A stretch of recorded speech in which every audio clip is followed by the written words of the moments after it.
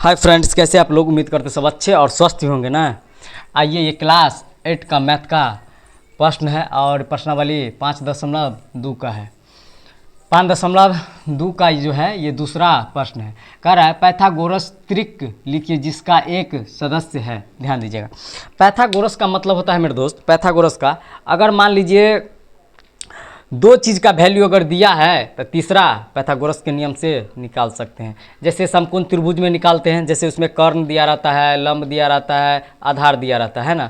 तो अगर मान लीजिए आधार और लंब जो दिया रहेगा तो कर्ण को अननोन कर देगा, कर्ण निकालने के लिए बोल देगा, है ना। और उसके बाद में आधार दिया रहेगा और लंब दिया रहेगा तो कर्ण का अननोन कर देगा। और आधार मान लीजिए अगर अननोन करेगा तो फिर कर्ण देगा और लंब देगा। उसी तरह ये जो है पाइथागोरस त्रिक लिखिए जिसका एक सदस्य है। तो ध्यान दीजिए, एक सदस्य कहने का मतलब ये 6 है। और सारा इसमें 4 गो क्वेश्चन था इस टाइप का। अगर एक टाइप का अगर बना देंगे ना तो चारों टाइप का आपका क्वेश्चन बन जाएगा। आइए ध्यान दीजिएगा, इसका मतलब है मेरे दोस्त, ध्यान दीजिएगा, पाइथागोरस है ना, पाइथागोरस, ध्यान दीजिएगा, पाइथागोरस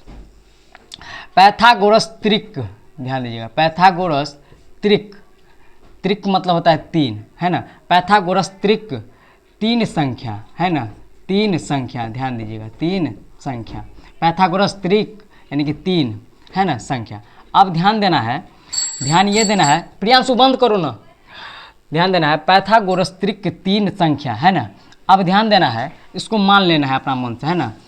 मान क्या लेना है, 2m, क्या 2m, ध्यान देना है 2m हो गया।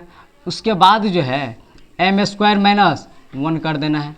फिर अगला m² प्लस का 1 प्लस का 1, ध्यान दीजिएगा, इसमें 2m, m² - 1 और m² प्लस 1। अब ध्यान देना है बारीकी से, अब इसको निकाल लेना है ना, निकाल लेना है। 2m बराबर जो है, 2m बराबर जो है ये 6 दिया हुआ है, कितना दिया हुआ है, 6 दिया हुआ है। तो m का वैल्यू यहाँ से निकाल लेंगे, है ना। तो 6/2 यानी कि m का वैल्यू जो है ये निकल के आ गया कितना, 3 निकल के आ गया। कितना निकल के आ गया, ये 3 निकल के आ गया। अब जो है m का वैल्यू जब यहाँ से निकल गया मेरे दोस्त, तो ध्यान देना है अगला जो है ध्यान दीजिएगा, यानी कि दूसरी पाइथागोरस, ध्यान दीजिएगा, दूसरी पाइथागोरस यानी कि त्रिक मतलब, है ना।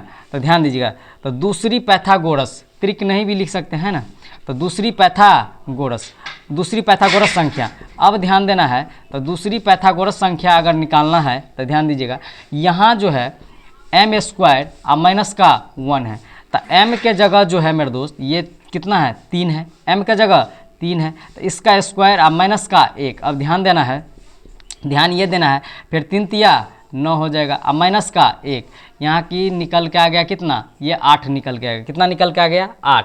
अब ध्यान देना है, अब जो है यहाँ से तीसरी पाइथागोरस संख्या, है ना। अब तीसरी पाइथागोरस है ना। तो तीसरी पाइथागोरस संख्या, ध्यान दीजिएगा, तो तीसरी पाइथागोरस संख्या बराबर m² और प्लस का 1 तो ध्यान देना है m के जगह जो है मेरे दोस्त ये 3 निकल के आ गया था। कितना, m के जगह 3 निकल के आ गया था, स्क्वायर है तो स्क्वायर और प्लस 1 देना है ना।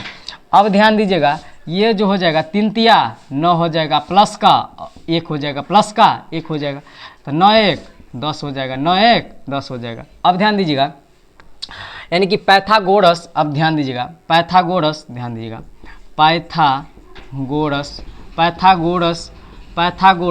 यानी कि त्रिक पाइथागोरस त्रिक